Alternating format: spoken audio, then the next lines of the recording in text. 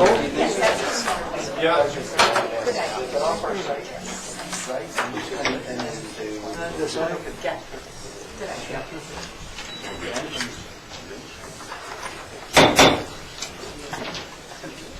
Welcome, folks. Just want to, before we get started, I'm Councillor Hugh McKinnon.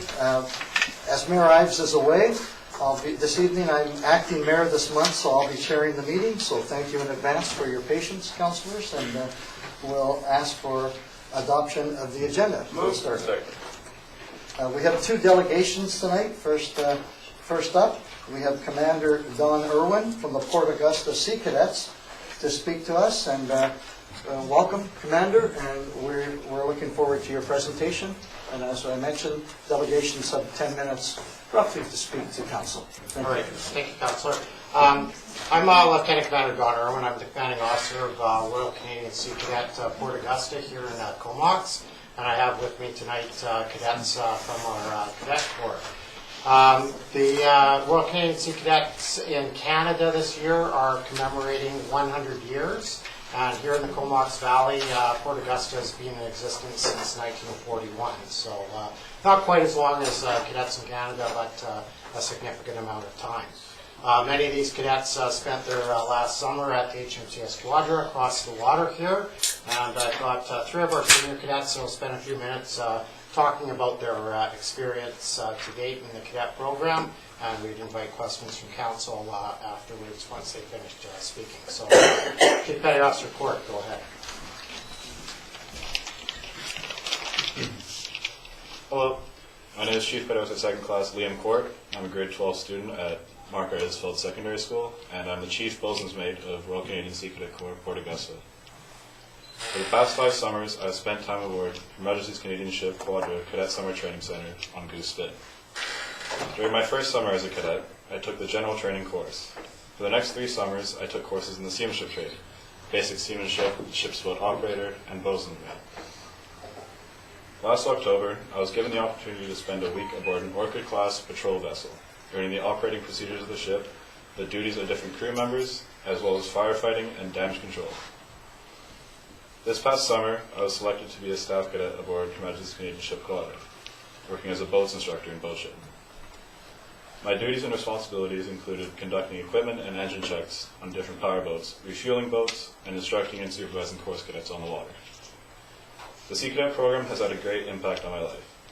It has taught me new skills that I can use in the future, such as leadership, teamwork, seamanship, driving boats, rope work, and more. I have met new friends from across the country and learned new things that I never would have if I was never a cadet. Kathleen, Chief Petty Officer 2nd Class Kathleen Linkslag. Hi, I'm Chief Petty Officer 2nd Class Kathleen Linkslag. I'm a graduate from GP Vanier, and I'm going into my 6th year as a Port Augusta Sea Cadet. At the Corps, I'm the Guard Commander, and I'm in charge of leading and mentoring the Guard Division. After taking the basic sail and intermediate sail courses at Quadra, I'm now a volunteer coach at our sail center, so I come every weekend and I coach other corps as well as our own. I spent this past summer at Quadra as a boat shed instructor, tasked with the regular maintenance and refueling of the power boats and instructing lessons on and off the water to cadets.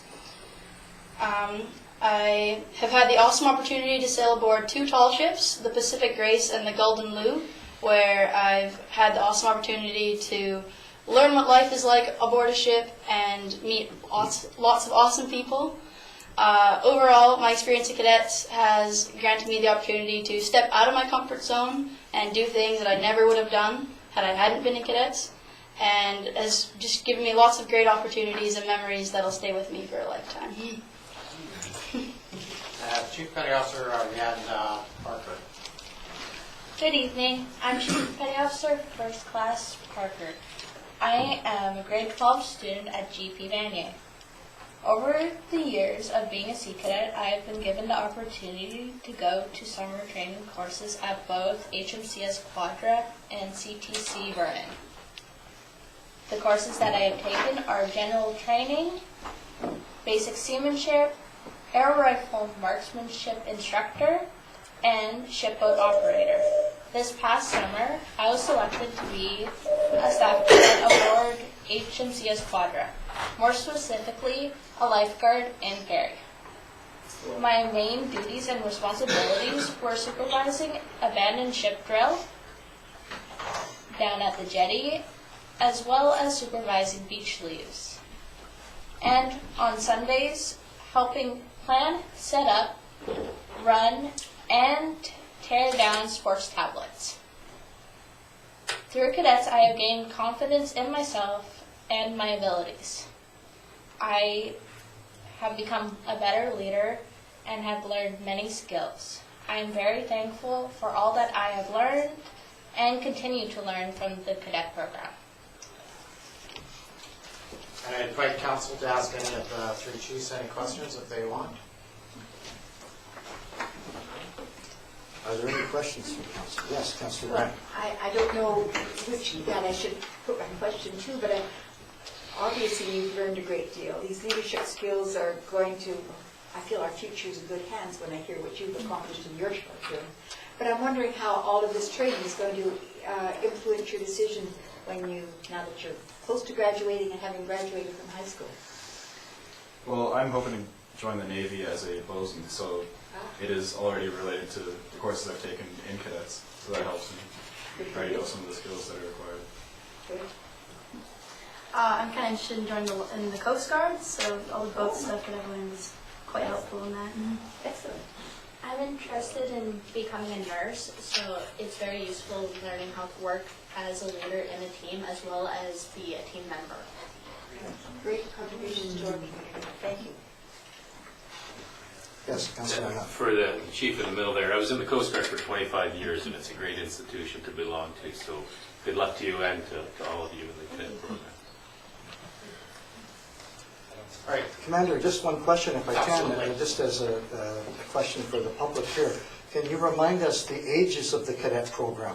So the cadet program takes cadets between the ages of 12 and 18 years old. Terrific. Well, unless the, Councillor Swift, yes. I would just like to say thank you to all of you for your contributions, not only to the community, but to our Nautical Days ceremonies.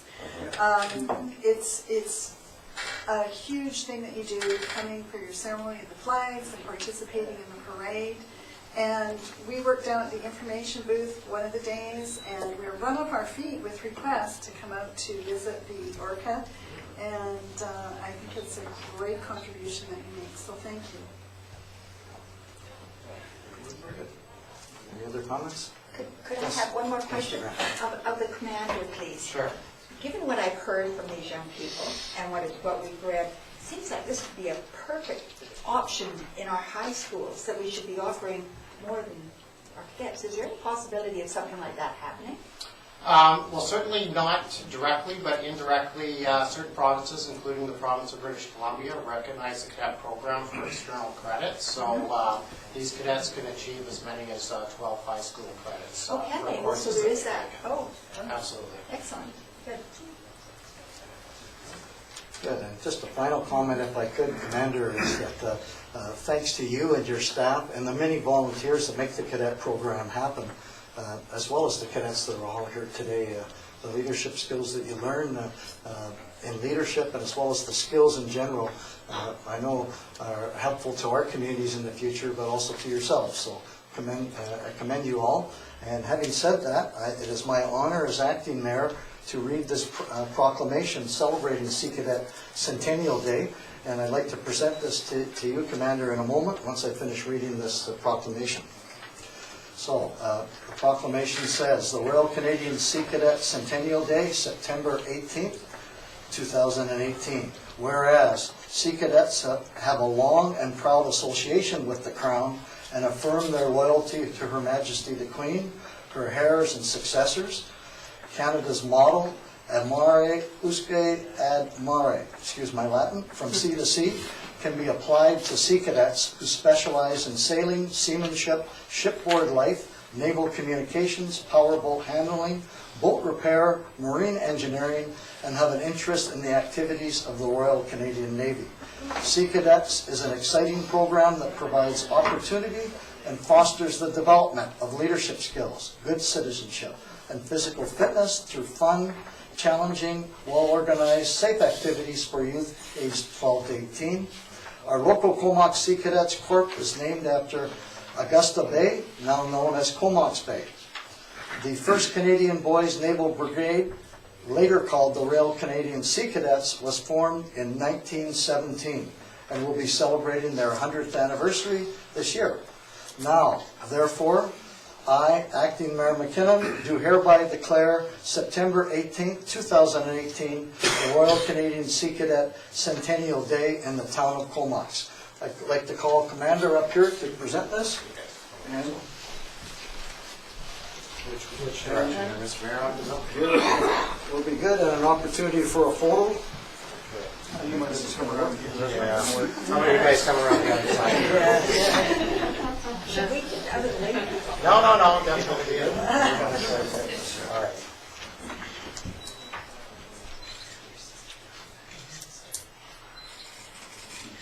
You'll just be in the picture forever, Mark. Okay. Very good. And once again, thank you so much for taking the time to come tonight and to foster the development of cadets further in our community. Thank you so much. Thank you. How about a round of applause for that?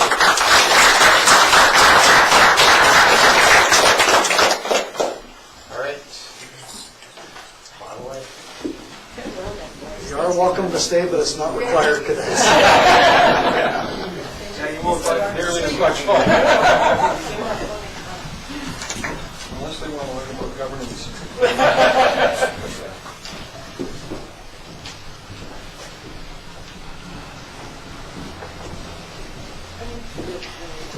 Well.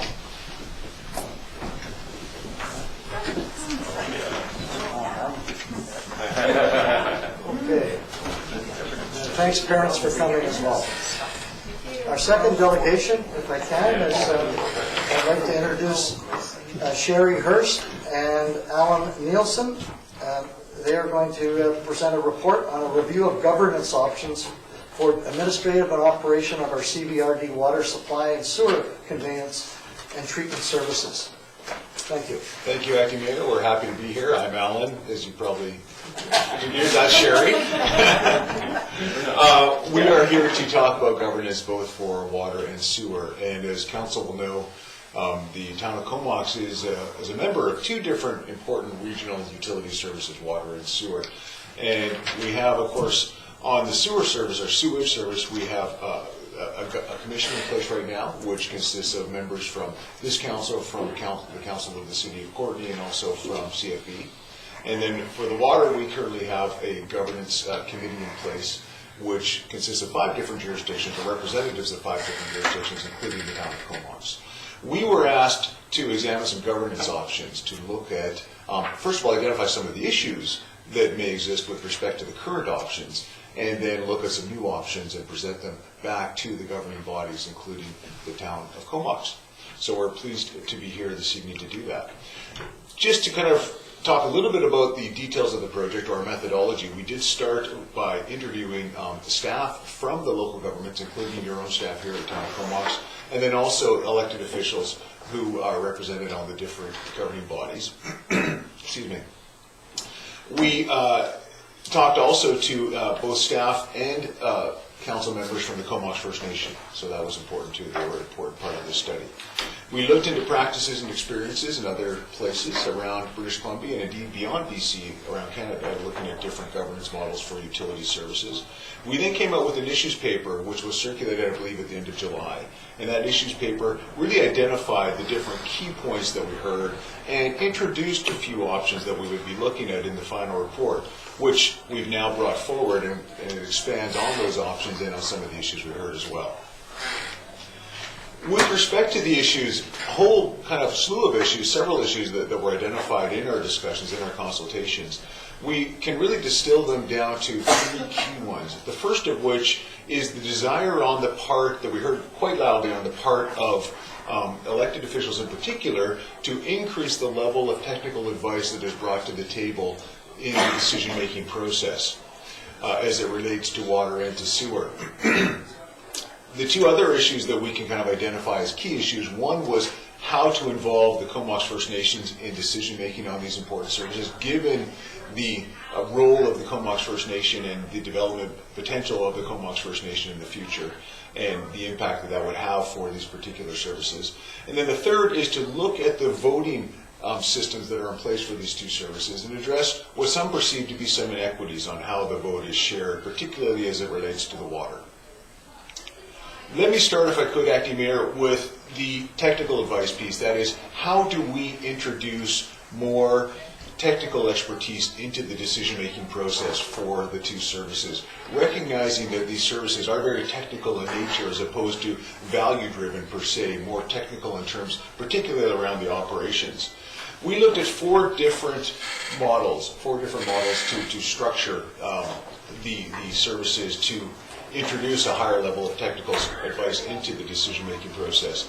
The first was a corporation, the second was a commission, the third was a review board, and then the fourth is the current Management Advisory Committee, but with some changes, which I'll talk about in a moment. I'll mention that in the report, which I believe is in your package, we've identified by means of a flow chart a couple of different decisions that have been made, actually, one by the Water Committee, the other by the Sewage Commission, and we've shown that in a flow chart to show, first of all, how the decisions are handled, who's involved, the steps that are taken under the current governance models, and then how they would be handled under these different four models that we've got on the screen here. I'm not going to go through those particular flowcharts, they are in the report, but instead I'll just highlight some of the key points and attributes of each of these different models. The first, when we look at a corporation, every local government has the authority under the Local Government Act to create a corporation. The corporations are actually incorporated into the Business Corporation Act, but the authority to create them is under the Local Government Act. So this corporation would, we've assumed here, be owned by the CBRD. Now it could be owned by the CBRD, the town of Comox, and the city of Courtenay as kind of three different stakeholders. But whether it's owned by one or by three, it would be owned by the stakeholders, the local governments. This particular model would have the highest level of autonomy or independence from the governing bodies, from the elected bodies. And that would be by design under this model so that you could get the maximum technical advice to the table and actually making the decisions. There would be governance of this corporation through its own board of directors. The shareholders, that is the local governments, would appoint members to be on the board of directors.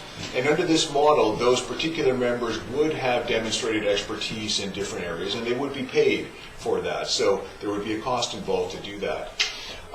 The corporation, as an independent body, would have its own CEO and its own staff. It could contract staff from one of the local governments, but we've assumed here, for the purposes of illustration, that it would have its own staff.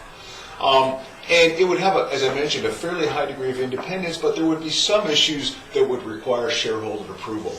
Those issues would be outlined in what are called the Articles of Incorporation that are put in place to incorporate the body. Typically, the Articles of Incorporation would say that the local governments, the shareholders, would need to approve expenditures over a certain level, procurement over a certain level, those kinds of things. They could have more than that. It would be up to the shareholders who created the corporation, but that would be the typical approach.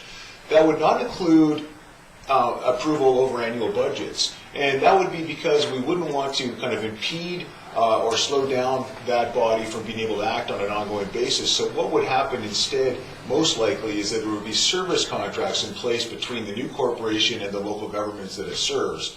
And those service contracts could be multi-year in nature, and they would be approved by the local governments, and then those contracts would provide the parameters, really, within which the corporation would be entitled to act.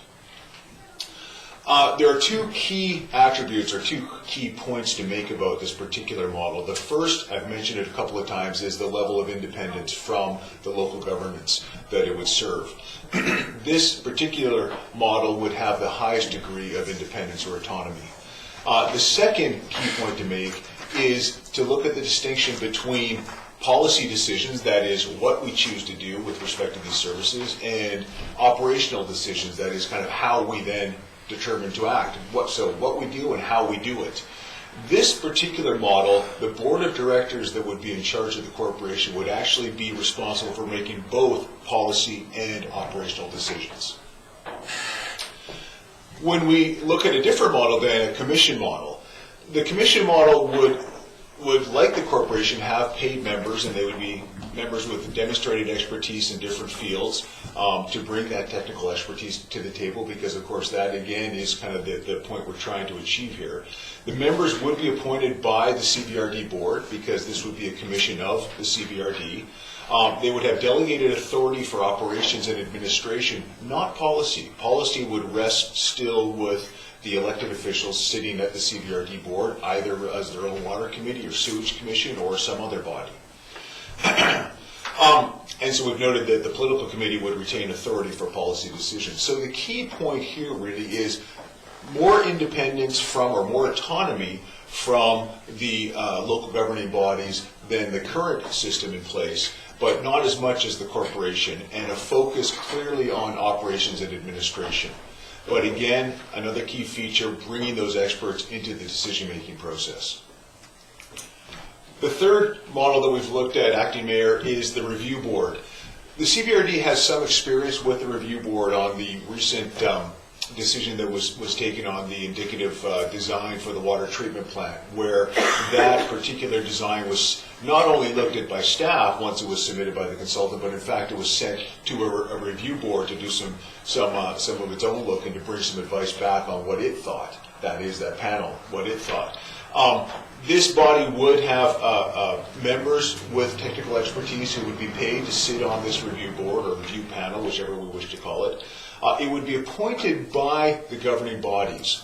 And that's kind of key, because right now, the example I gave with the decision around the water treatment plant, the design of the water treatment plant, that was kind of put forward on a one-off basis almost, or an ad hoc nature. This particular option, where it would differ, is that we would have, by policy set by the CVRD, we would have it identified as a feature of an ongoing process. So whenever there was a particular expenditure over a certain level, a particular project that was deemed to be sensitive, there would be parameters set in place or criteria set in place that once triggered, this review panel would automatically be a part of that decision-making process. It would give advice to the political committees, not necessarily to staff. It would work with staff, but it would give advice and report to the political committees. So the purpose really of this body is not to give it delegated decision-making authority, but rather to give the elected officials independent advice, not necessarily from staff, but from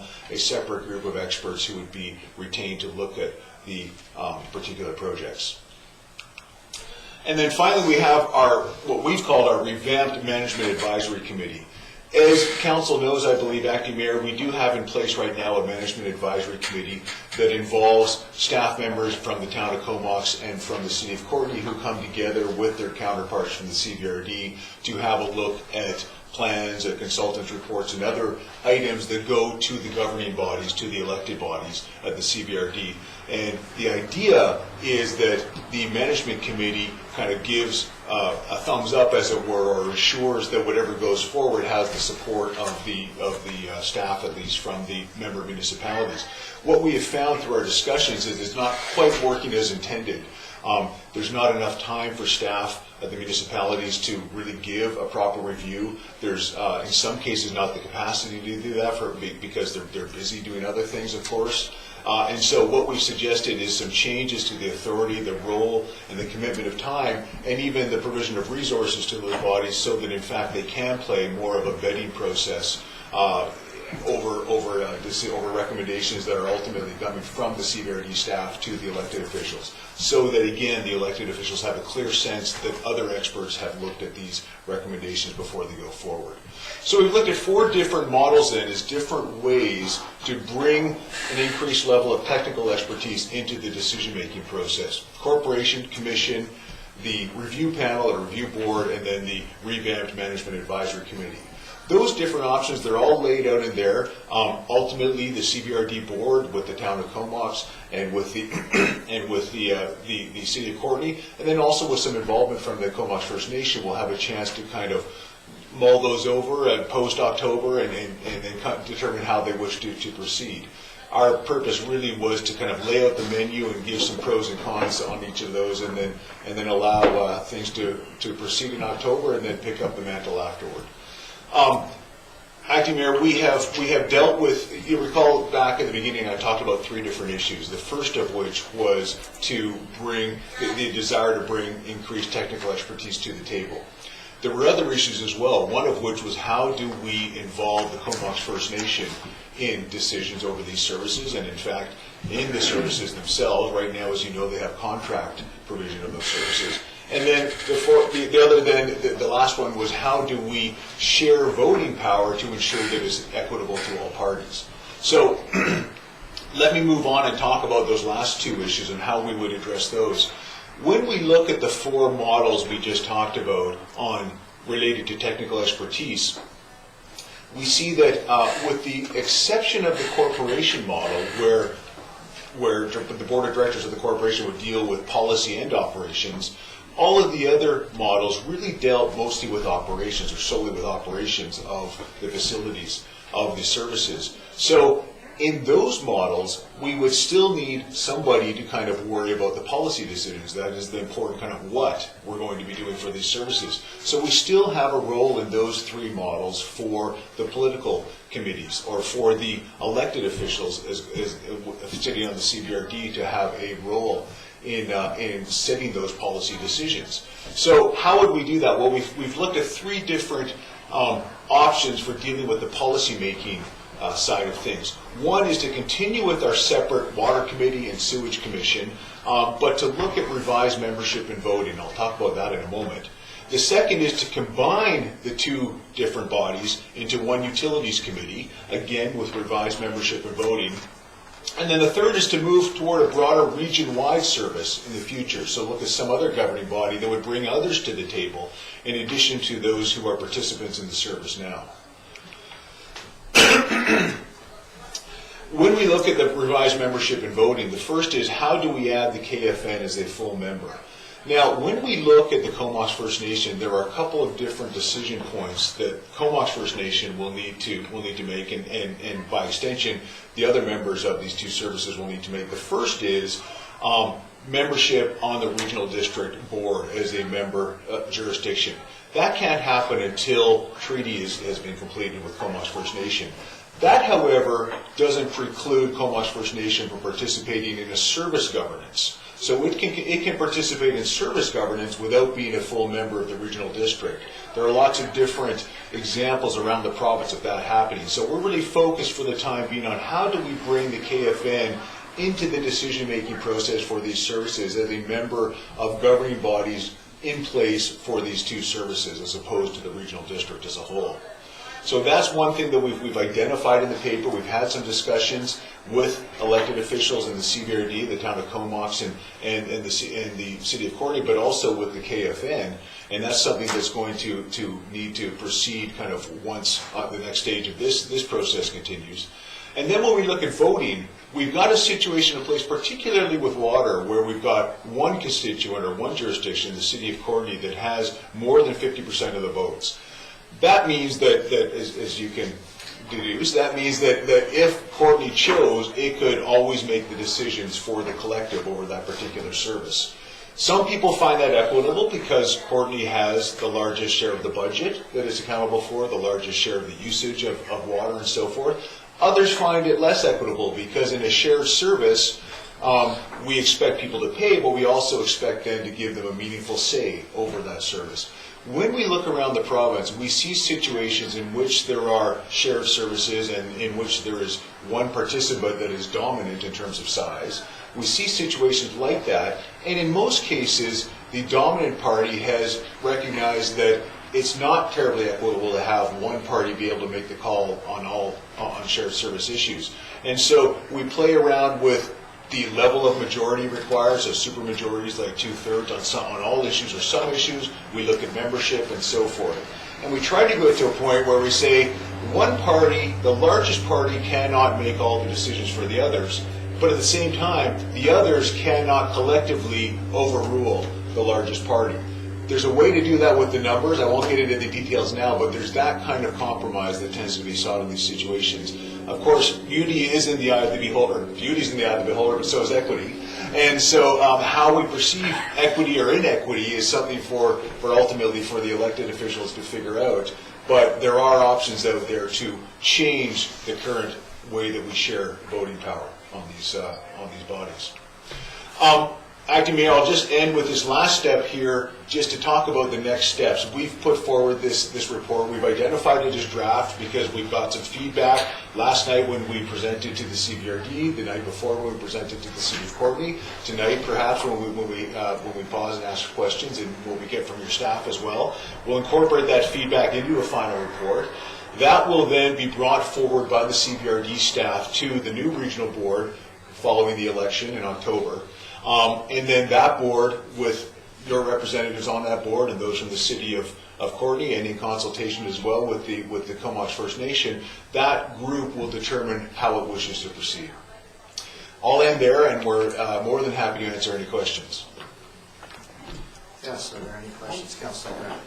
Okay, just wondering, with the corporation and the commission model, Comox and Courtenay own the infrastructure. We own the sewer system outright. With the water system, we have some other users, but ostensibly we own it. So to have the CBRD then being able to either appoint the commission, like it seems to me that we should be the ones doing the appointing on those. I also noticed when you were talking about your membership and voting, yesterday at the RD board, everybody who thought a region-wide system was great were the ones that don't pay for it. Yes. So, that's an issue that has to be dealt with. I heard the Area B rep, go on at some length about how they don't pay a nickel into the system. So that's an issue for us, I think, in how that operates. So I'm just wondering if there's a way to make those work where we would actually get to points since we own them and we pay for them.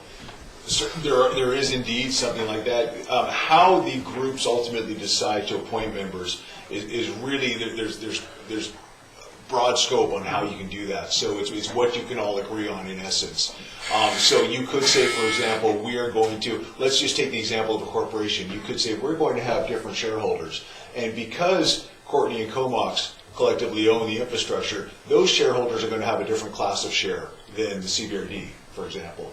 And we're going to have written into our articles of incorporation that the class of shareholders that happens to include Courtenay and Comox, but not the CBRD, would be the bodies that then appoint the directors to. So you could do something like that. It's really just a matter of what you can agree on with your counterparts around the region.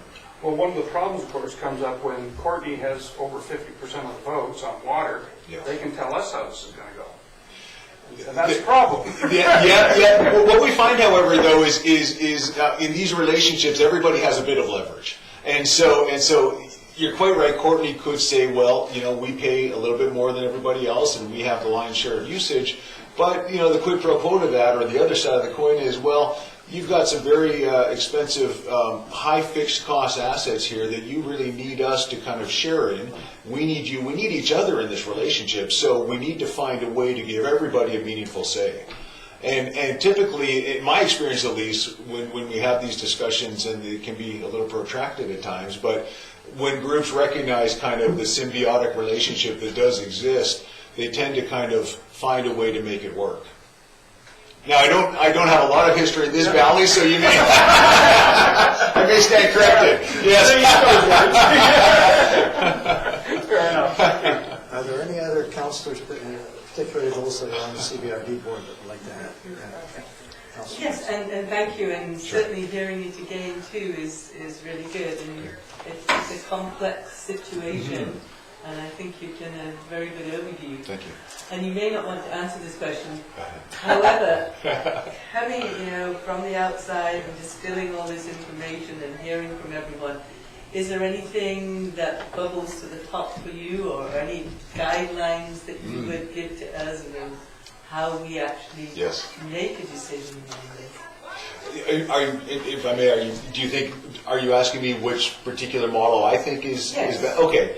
Well, I will venture into that territory. and I'll speak for myself here. I can't say that my colleague, Ms. Hurst, necessarily agrees with me. We haven't had these discussions, but my if I were to have my druthers, and as a good consultant, I don't have an opinion on these things, but just hypothetically, if I were, or if I did, I would look more at a commission type model as opposed to a corporation. The reason for that is because I'm a little old-fashioned when it comes to kind of who makes the final decision in some cases, and I like the idea of elected officials who are most accountable, kind of being at the end of that decision tree, and yet still having the experts there to provide that advice that they need.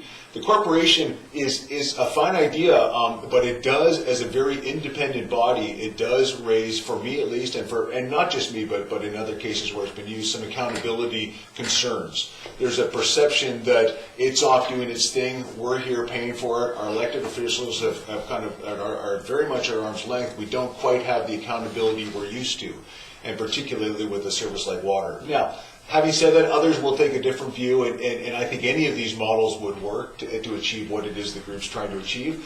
I like the commission, and just I've dealt with it more, but that's just my own 2 cents. Okay, thank you. Appreciate that. Councillor Stick. Thank you. In your example of the commission, you mentioned paid staff. Yes. In the corporation, you had said CEO and staff. How would the commission differ? I may have misspoken. I apologize if I did. When I talked about paid people in the commission, that would be the commission members themselves. So not this. So when we look at it, so the commission would be supported. Is that? Oh, that's you. Okay, I thought it was me. Oh my God. Yeah. The commission would, as a governing body or as an advisory body or decision-making body on particular operational decisions, it would be supported by CBRD staff and possibly with staff from the member municipalities giving advice as well. But the experts on the commission as decision makers would be paid. In the corporation model, and sorry, let me go back to the commission. So we would have experts on making decisions sitting on the commission, so as decision makers, supported by the paid staff of primarily the CBRD. On the corporation, we would have, as the decision makers on the corporation board of directors, we would have paid experts making decisions supported by staff. So the question is, well, this is a legally separate body from the local governments. So they need their own staff. They need to either create their own staff, have their own CEO and their own staff underneath that individual, or they need to contract staff from one of the local governments. Does that make sense? Yes. Okay. And then I had another question. When you describe the KFN as being a full member, yes, does that mean a voting member? Well, that's the $64,000 question, because and I think I don't want to put words in any party's mouth, but I think that my sense from our discussions with KFN is that really membership for many and perhaps the KFN would mean kind of a say in decisions, as opposed to simply being on a committee or an advisory body. Now, to get there requires a little bit of creativity and may require, if the group agrees that that's desirable, may require the group to kind of think of a model that maybe doesn't quite exist right now, maybe takes us from the regional district system or framework and creates a different framework that is parallel to that. But I think the ultimate goal of the KFN, and this is my interpretation, I caution, is to become part of that decision-making group. One more for me. So with our sewer, under a commission model, we had this, and there was a whole bunch of political grandstanding over the sewer thing, and people who were completely locked into positions, and all of that went on. If you go to this commission model with more technical advice, is that going to help move things forward faster and get away? I don't think you can ever get away from Sure. that, but get ostensibly away from it so we can actually move these things forward. Thank you. I think what the commission model would do in that sense is because you would have a decision-making body of people who are apolitical, who had a certain expertise and were recognized for that and appointed for that purpose. I think what it would do is it would, first of all, take those decisions and operations from the political forum, if you will, or the elected official forum to a separate forum. and provide some relief for the people in the people in the elected form, and relieve them of having to make those decisions that, what we heard, people don't quite feel, and I sympathize with this, don't quite feel that they have the expertise or are getting the proper advice to make those decisions. So I think, yes, it would, to the extent that it would relieve elected folks from having to make decisions that they're not quite clear about the consequences of and other things, and that they fear political risk from. So yes, I would think that, and in fact, the system is designed to allow things to move forward more quickly for that exact reason, because there's less political risk there. Thank you. Councillor Grant, last question perhaps, and we can move on. My question is a very easy one. Okay, phew. Thank you very much, first of all, for this presentation. I really enjoyed it. I don't sit on the CBRD board, so as a result, I tend to get my information a little bit filtered. Gotcha. As a result, though, listening to you today, I've learned a great deal. Good, thank you. My concern is, though, that this is the end of my term sitting on council, and I'm concerned for the new councils that are ahead. They have a big decision, don't they? And so my easy question is this all going to be presented to the newly elected officials? It is certainly going to be brought forward to them, and I'm not sure, we haven't been retained to make any kind of presentation, but we're certainly hopeful. We're more than happy to if the powers that be wish to have us up to do that, yes.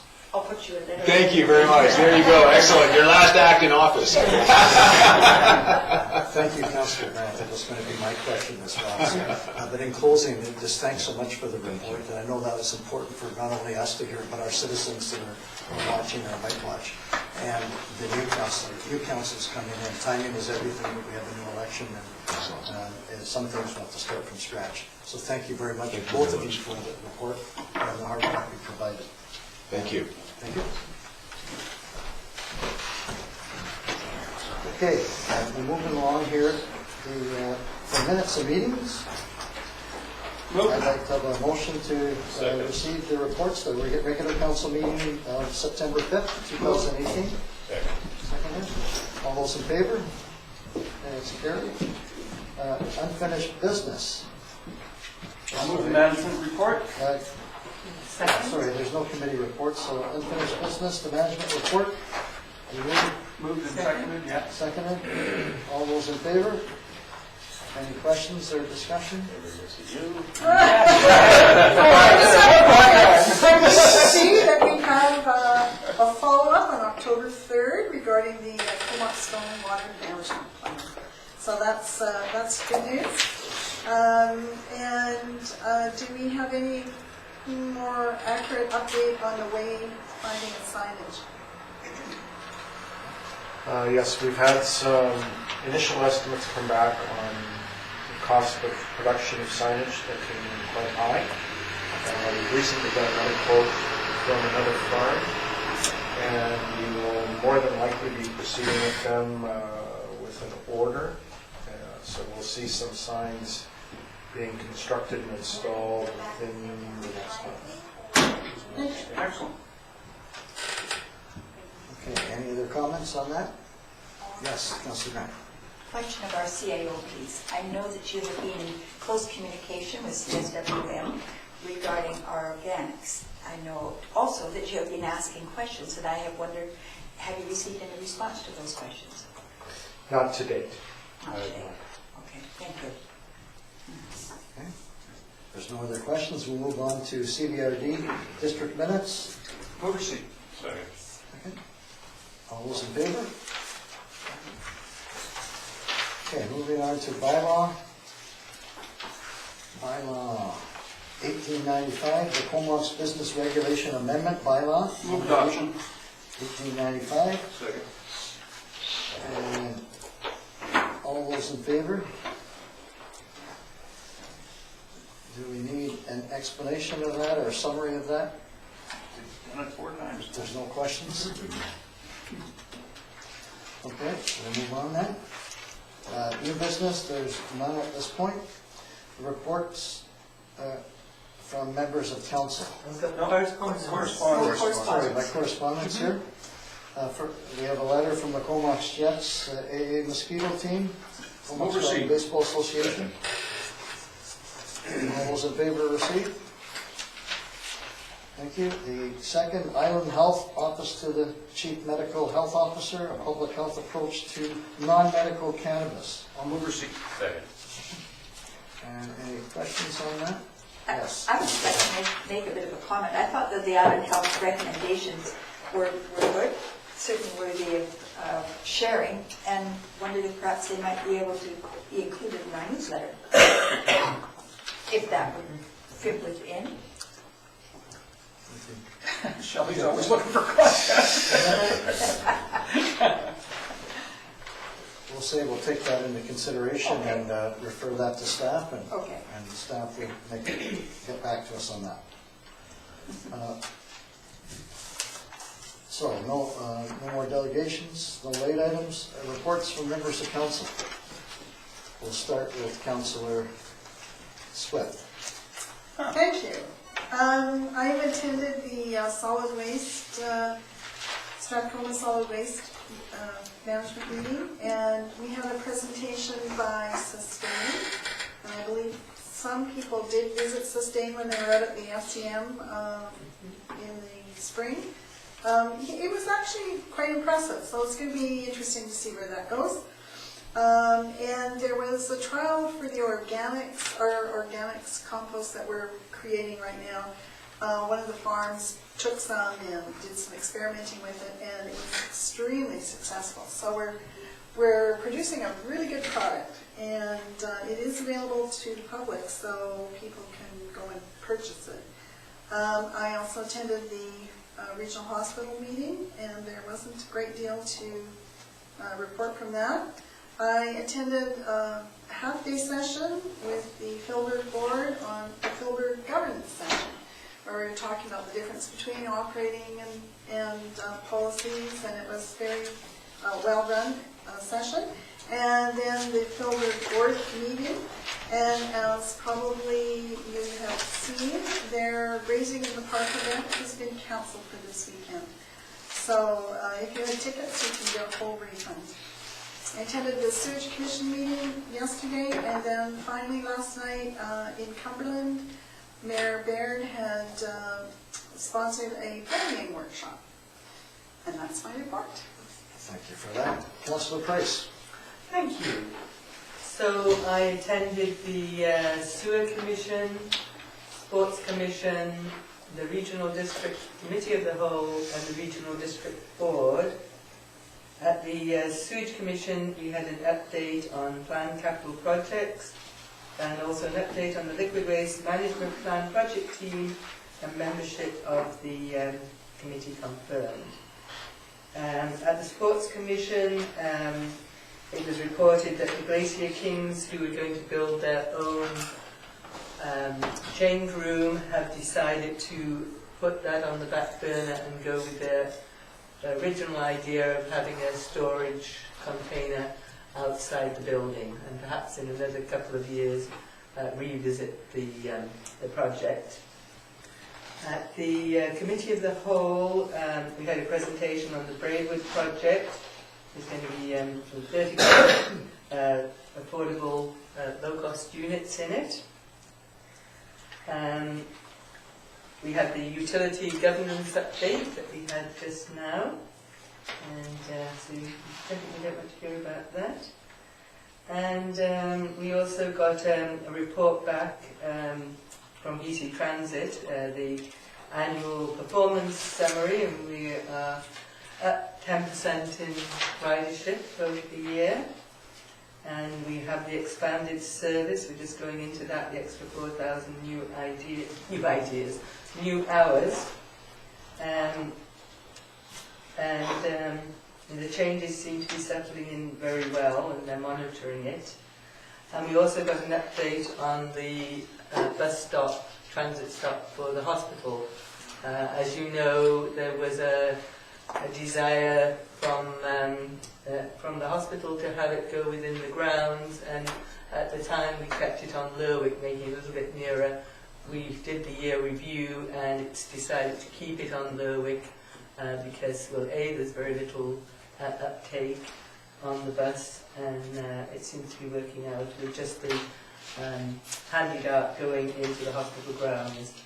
And the wood stove exchange program, we recommended applying for a grant for another 40,000 for upgrading wood stoves, with the proviso that people who wanted to go to a different heating source, they got a higher grant.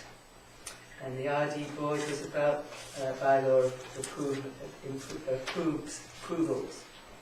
I also attended the Integrated Regional Transportation Select Committee, and we were given a presentation on the project, which at the moment the proposal is that there will be a multi-use trail on the seaward side, and then on either side, adjoining the road, there will be a commuter bike lane for those who have a greater speed. Sorry, this is between Comox and Courtney along the Dyke Yes, Road? that's on the Dyke Road. And this is the presentation that's being put together to give to KFN, because it goes through KFN land. And so there is apparently enough room pretty well in the corridor to fit it. And so, so seeing how KFN, they have their reservations because they've had a lot of infrastructure put through their reserve through the years. So it is a proposal, and may come back with changes. Maybe time for a sewage deal, walkway. Sewage line underneath the... Yeah, you sit on the sewage committee And I also went to the UBCM convention at Whistler. It was a great convention. Arlene Dickinson from the Dragon's Den was the keynote speaker. She was very good and came from a humble background. And she doesn't consider herself successful. And her message was, we can be so much more. And to reach up, reach your full potential, and always move on into you can expand. I think Minister Selina Robinson gave a very good presentation. The Premier is entertaining that he didn't really bring forward anything new, but she did talk about a new fund for cultural and recreational facilities, including trails, with 134 million available, including money from the feds, which would be based on 40% federal, 33 1/3 from the province, and the rest from local government. So that might be something that we want to be looking at for trails as well as other things. And also for communities under 25,000 population, which are considered rural and remote fund, and I think we are considered rural and remote. And it's a very generous granting, with 90% of projects being covered with provincial and federal money, and for communities under 5,000, looking at 100% to make infrastructure projects more affordable. And housing, of course, was a big topic, and they are monitoring the situation, but what they are going to be focusing on is the development approval process, and looking at how there can be efficiencies in that, because one of the suggestions that has been made is that the speed and the process can affect the ultimate price, so that was their focus in that.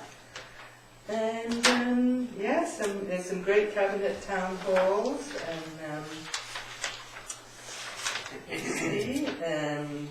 very lively resolution sessions as always, from cannabis to national strategy to combat plastic pollution, and great variety of workshops. I received my lifetime membership award at the ABICC luncheon. Congratulations. Congratulations.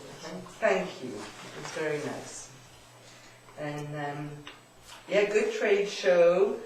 And one of the things I picked up was there is an opportunity to have paramedics in our community.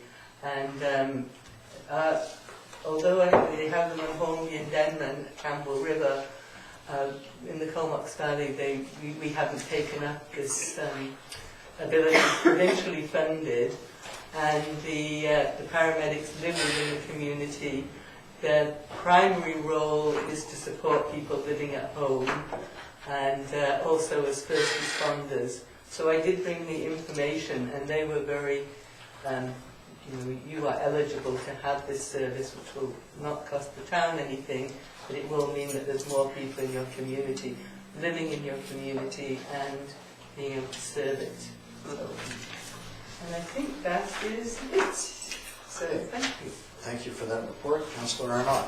Yeah, thank you. I did play in the Mayor's Golf Tournament. Not that well, but I played, and that's what it's all about, right? Yeah. Attended the VIA meeting a couple days ago, but I guess it was last week. They do have a change of leadership there. Bill Taves, Dr. Bill Taves is taking on the role of president.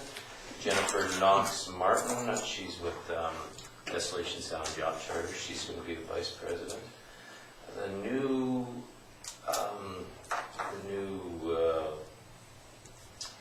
financial person, I don't have their name, but she's from Waypoint Insurance, Amanda maybe. They talked about the ambassador program that they had over the summer, which was a good program. It was the first year, so there's some hiccups that they would like to iron out for next year. Last night I attended briefly open house for Don Cameron has proposed development going on the corner of Anderton and Knoll, and looks nice. I have been out knocking on many doors. Not that that's what this is about, but I do hear a lot of questions, and I don't always stick to what's on the internet, but I like to go out and I like to listen to people face to face. One of the questions that came up that maybe our regional director people can answer is the new bus exchange that we have by the mall. Is there plans for a shelter there? This is going to be a larger exchange.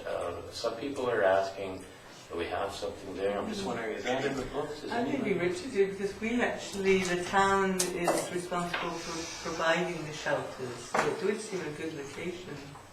CEO, can you enlighten us there? That would be the normal practice. The regional district does not fund that infrastructure. They look to the municipalities to fund it.